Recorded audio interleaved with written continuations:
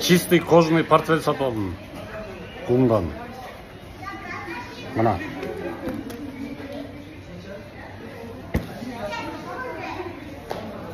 Баасы осы мына.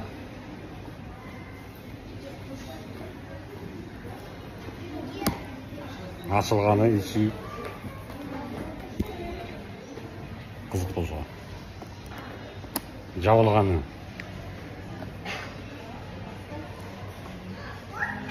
$20 сом екен, $20 стоит. Правозащитный деятельность бойынша көтересіздер. Как бывший чиновник қатары. Иншаллах.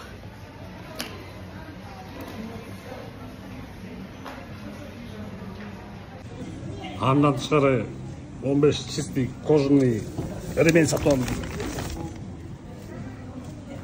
Джинсы, костюмдар көйіп кетті. 15 болып кетті.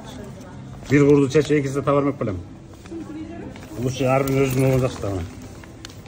Brende var görüyorsun. Çistik koca kurlar. Harbiden 3000-4000 som turadi.